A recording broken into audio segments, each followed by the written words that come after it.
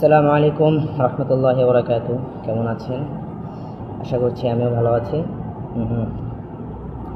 আপনারা লাস্ট আমার পেজে যে পোস্টটা দেখছেন সেটা হয়তো অনেকে মনে করতেছে যে এটা অন্য কেউ পোস্ট করছে, সেটা আমি পোস্ট করছি। এবং এই উদ্যোগ যে জিনিসটা চলতেছে আর কি, এই ঝামেলাটা যে কলরবের জিনিসগুলো, কলরবের যে সংগঠনটা, এগুলো পুরোপুরি লিখে নেওয়া হয়েছে। এই বিষয়টা অন্য কেউ ষড়যন্ত্র করতেছে না, এটা সরাসরি আমাদের ফ্যামিলি থেকে, আমার আম্মু, মামা, চাচা, মানে এরা নিজেদের ভিতরেই। এখন আমি কখনো লাইভে আসিনি, এই জন্য হয়তো বা একটু কথায় ভুল হইতে পারে, সবাই ক্ষমা দৃষ্টিতে দেখবেন। তো আজকে আমি কিছু প্রশ্ন নিয়ে আসলাম। অনেকে বলতেছে যে গালিব, তুমি ভুল পথে হাঁটছো, তো যারা তোমাকে এতদিন বড় করলো, এত কিছু করলো, তাদের সাথে তুমি এরকম ব্যবহার করতেছো। এখন সবচেয়ে বড় কথা, আমার ফ্যামিলি যেদিকে আছে এদিকে তো অবশ্যই আমাকে থাকতে হবে। আর এরপরও আমি যখন মানে এই যে বিষয়গুলো সব কিছু যখন জানতে পারলাম, আমি নিজে নিজে বিশ্বাস করতে পারতেছি না যে মানে এইরকম কিছু হইতে পারে। আর দেখুন, কলরব শুধুমাত্র একটা সংগঠন না, এটা একটা ব্যবসায়িক প্রতিষ্ঠান। ঢাকা দক্ষিণ সিটি কর্পোরেশন 13 নং ওয়ার্ডের করা ট্রেড লাইসেন্স অনুযায়ী এই কলরবের মালিক রশিদ আহমদ ফেরদৌস চাচু।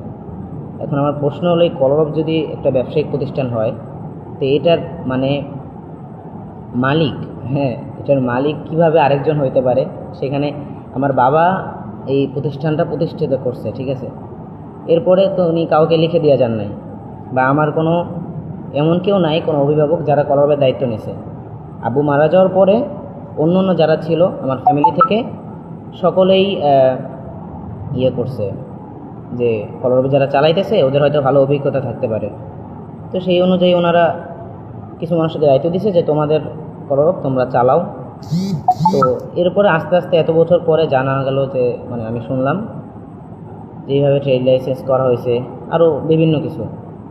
তো এটা খুবই দুঃখজনক। মানে আমার প্রশ্ন হচ্ছে, উনি কীভাবে মালিক হইলেন? ঠিক আছে, কলরবের মালিক রশিদ আহমদ ফেরদৌস চাচু, উনি তো নিজে কোনো শিল্পীও না বা কিছু না, উনি কীভাবে মানে কলরবের মালিক হইলেন? এটা হলো আমার সবচেয়ে বড় প্রশ্ন।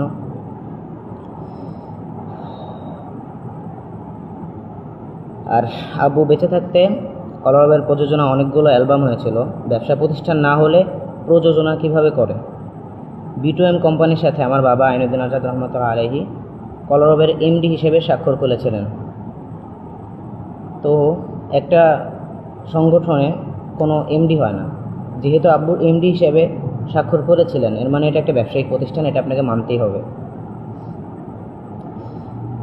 আর কলরবের অনেকের কাছে শুনতেছি যে কোনো সংগঠনের আবার এমডি হয় নাকি, এটা তো ওনাদেরই কথা। তো সংগঠনের কোনো মালিক হয় না, নেতৃত্ব বদলাতে থাকে। কিন্তু আমার বাবা তো এটাকে সংগঠন, শুধু সংগঠন রাখেন নাই, ওখানে সুরকেন্দ্র নামে ছিল, আর অনেক কিছু ছিল। তো সব কিছু মিলে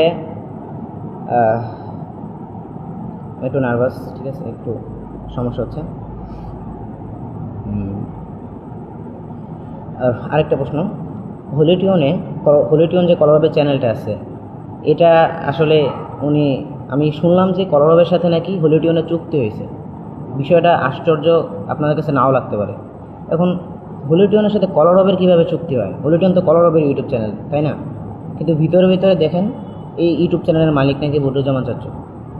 মানে খুবই আশ্চর্যজনক বিষয়। হলিটিউন থেকে যা ইনকাম হয় এর থেকে 30% কলরবের ইনকাম, আর বাকি 70% হলিটিউনের। মানে হলিটিউন কি? এটা কলরবের বাইরে কিছু, এটা আলাদা একটা প্রতিষ্ঠান যেটাকে বদরুজ্জামান চাচু নিজে প্রতিষ্ঠিত করছে। এখন কথা হচ্ছে, এই হলিটিউন চ্যানেলের যে অ্যাবাউট আছে, যেখানে গিয়ে দেখা হয় যে কতজন, মানে কত বছর আগে এটা খোলা হয়েছে, তো ওখানে গিয়ে দেখতে পারবেন যখন এই হলিটিউন চ্যানেল খোলা হয়েছে, মানে ওই সময় হলিটিউনের কোনো অস্তিত্বই ছিল না। ওটা কলরবের মূলত একটা ইউটিউব চ্যানেল খোলা হয়েছিল। কলরবে যখন যে কোনো অনুষ্ঠানে যাইতো, তখন তো একটা নতুন মার্কেট, মানে কলরবের একটা ভাইরাল হওয়ার একটা সময় ছিল, তখন অনেক মানুষ কলরবকে চিনে। আবু মারা যাওয়ার পরে অনেকের চোখে পড়ছে এটা যে কলরব নামে একটা সংগঠন আছে, অনেক ভালো গজল গায় বা এরকম কিছু, বাংলাদেশের ফার্স্ট টাইম। তো ওখান থেকে এরকমভাবে সব ছড়ানো হতো যে ইউটিউবের ভিতরে আমাদের এমন এমন ইউটিউব চ্যানেল আছে, তো ওইটার লিঙ্ক সবাইকে মানে বলে দেওয়া হতো যে এটার নাম এটা, এই সবাই ঢুকে ঢুকে সাবস্ক্রাইব করবেন। তো সবাইকে কলরবের চ্যানেল বলে সাবস্ক্রাইব করানো হয়েছে, কলরবের চ্যানেলও ছিল, কিন্তু পরবর্তীতে এটাকে নাম চেঞ্জ করে হলিউটন রাখা হয়েছে। ভালো কথা, নাম তো চেঞ্জ করাই যেতে পারে, কিন্তু হলিউটন রাখার পরে এখন শুনতেছি যে হলিউটনের মালিক মানে আরেকজন, মানে হলিউটন একটা অন্য একটা কিছু যেটা কলরবের সাথে চুক্তি হয়েছে। তো এটা আপনাদের কাছে মানে কার কি মনে হয়? আমি জানি না আমার কথা ভুল হইতেছে কিনা, ক্ষমা দৃষ্টিতে দেখবেন। হ্যাঁ, আর আরেকটা কথা যে আমরা যে এই যে উদ্যোগটা নিয়েছি আমাদের ফ্যামিলি থেকে, তো এই উদ্যোগটা পাওয়ার পরে মানে দেখার পরে আমাদের অনেকের কাছে, যেমন আমার আম্মুর কাছে বা অনেকের মানে এরকম হুমকি আসতেছে যে ওই ছোটোকালে মাদ্রাসায়, যারা মাদ্রাসায় পড়েন আপনারা জানেন মাদ্রাসায় অনেক ধরনের দুষ্টামি উল্টাপাল্টা হয়। আর আমি অনেক ভালো, আপনারা এতটাও ভালো না, ঠিক আছে? যেহেতু আমি